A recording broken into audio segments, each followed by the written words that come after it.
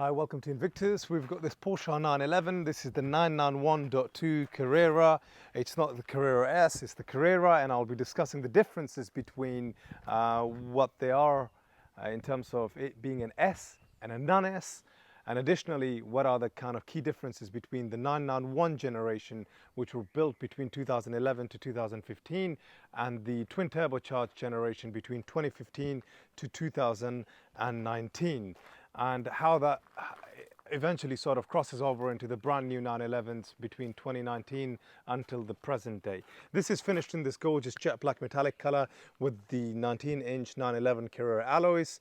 And 911s tend to be very practical. You get this very practical boot space here at the front, which can take about two medium size luggages with some additional space on the side there. It's got the xenon headlights, LED daytime running lights. The 991.2, obviously the big key difference is them being twin turbocharged, which I'll kind of talk you through by taking you out for a test drive. Sort of aesthetically, one of the big key spec items this has is of course the external tilt open glass roof. I think if you're between wanting a soft top but not wanting to compromise on the quality for a ride that you tend to normally get in a coupe, having one with a glass roof is an absolute must. And the rear end of this generation of the 991, of this generation of the 991s and this generation of the 911s, personally, is my absolute favorite. Starting from the fact that this has got the sports tailpipes. The Porsche 911 Carrera badging is kept very simple. I love the vertical lines on the grills here as well. Complement and matches the rest of the theme that's going on with the car. The only thing that I'll probably do personally is have the alloys made either satin black or gloss black. Other than that, let's just get into the car. And now on the inside, every 911 to me is incredibly special. The 992 is particularly, I guess, in my opinion, the most special of them all, because I feel like Porsche always tends to leave things till quite late. That PDK dual clutch transmission is now in its third generation, and it's the best they've ever had and the most refined, and it feels absolutely incredible, both from a driver focused point of view as well as from a comfort point of view. You've got the Apple CarPlay and Android connectivity. This has the cruise control, the the sports steering wheel, multifunctional and quite nice and tidy. Here you've got the sports button, PSM. The suspension is lowered by 20 mil. The glass roof buttons, and this is where you can actually open the rear spoiler, and you've got the heated seats button there as well. But what these cars are really about is starting it up and taking it out for a spin. The 991.2s, they are incredibly agile. The performance and the power delivered to the rear wheels is nothing like I've experienced in any generation 911s, and that's of course down to the fact that they have a much more improved PDK transmission. Additionally, rather than it having a 3.8 litre naturally aspirated engine, this has the 3 litre twin turbocharged engine. This produces 365 brake horsepower, 440 newton meters of torque, the 0 to 62 miles per hour possible in 4.3 seconds. That 4.3 seconds, as a matter of fact, is quicker than its predecessor, the 991.1 Carrera S, and this being the non-S. And lastly, the top speed this has is 186 miles per hour, and that top speed is the same as the predecessor 991.1 Carrera S. Now, additionally,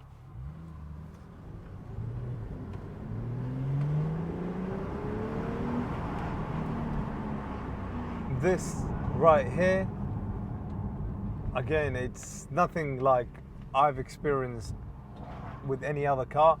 And if you actually put it into sports mode, and actually let's just switch on the damper control system and take it up for a bit of a spin. We're in second gear, goes up to third, now fourth. And if I actually want to drop a couple of gears, let me just drop one gear.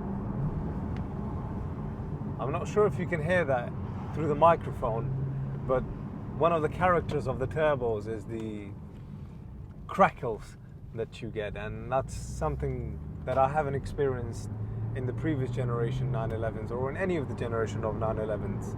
And the sound that's produced from the exhaust system, through the engine is very different to what you might actually experience in previous generations. And as a matter of fact, to some degree, I kind of like what sound that is produced by this generation of the 911. So in first gear now.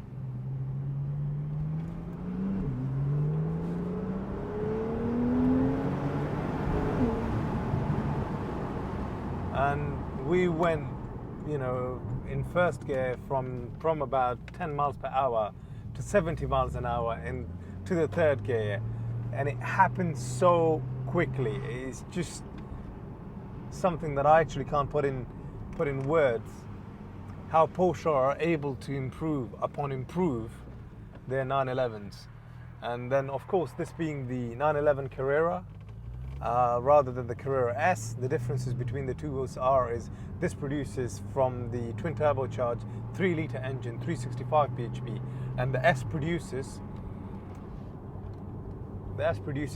415 brake horsepower. Torque wise, there's 50 newton meters of torque difference between the two, and the top speed limit, there's 4 miles per hour. That's the difference between this. Does it in 100. This top speed is 186 miles per hour. The S is 190 miles per hour. And the 0 to 62 times, this is, of course, as I've mentioned, 4.3 seconds, and the S is 3.9 seconds. But in comparison to getting bang for the buck, this is circa £10,000 cheaper for a similar mileage 991.2 Carrera S. And I think with a very easy remap, you can harness the full potential of the turbos. And this is of course finished in this splendid specification, going to the degree of having the extended leather interior with the contrast guard thread stitching, the fact that you've got 18-way electrically adjustable memory seats with electrically folding side door mirrors, lumbar support, the steering wheel's also heated. So practically, all the spec that I've already discussed, that I've already talked about, that this has, definitely makes it stands out and makes it a very special Porsche 911. And then let's just compare this for a brief moment to the 991.1 Carrera S. The 991.1 Carrera S was obviously the last of the Porsche 911s that were naturally aspirated. So if you were to compare this with its predecessor, the S, not actually the non-S, because I would rather not talk about the non-S of the 991.1. Equally, this actually produces the same amount of torque. The bhp on this is 365, but the 991.1 S is 395. So about 20 bhp difference. But as I said, with a stage 1 remap or just harnessing the power of the turbos, you can easily turn this to some degree to producing a very good power output, because Porsche has to kind of differentiate between the S and the non-S. And ultimately, the 0 to 62 times is quicker on the 991.2 Carrera than on the 991.1. Let's drop it a second.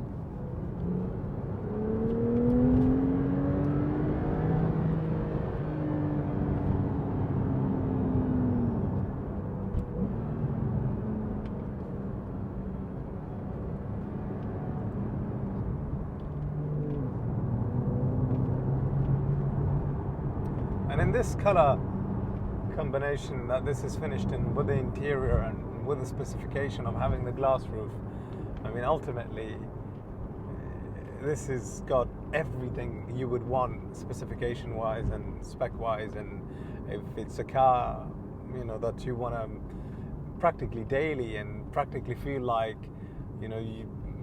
not much of a change between, let's just say, the comfort that you would normally find in a BMW 5 Series, because that's what somebody actually traded in to buy a 991.2 Carrera S. Basically, similar spec car, but that was the Carrera S. Similar mileage as well, and they paid £65,000 for that. So when you actually compare, you know, just the experience and the quality of a ride that you get in this, you know, it's very comfortable. You know, you can poodle along in it quite comfortably and have an absolutely splendid time. But at the same time, you know, once you start to press these buttons and once you start to drop these gears,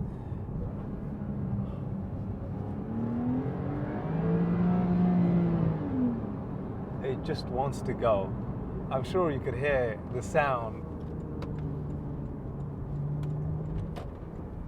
coming through the microphone. I hope it does.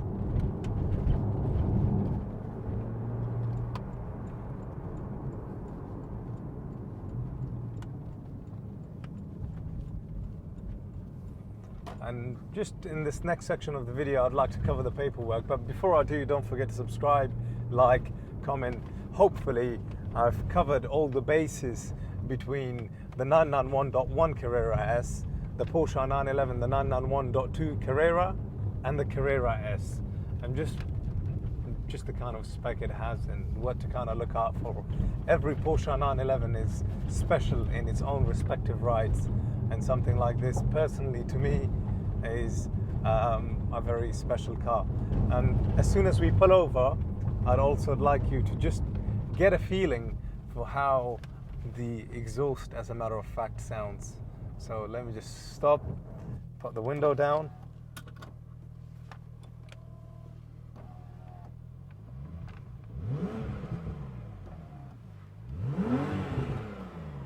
Let me get this mic out.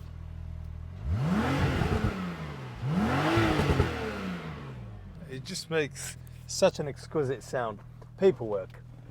Now, this is the part of the video whereby I like to cover the paperwork. This is the last service invoice. You know, it's had all of its respective services done, including brake fluid changes. That current owner had it from the current second owner had it from 8 June 2019 until today, and prior to him, it's only ever had one keeper. This is a 2017 plate, so quite a newish 911.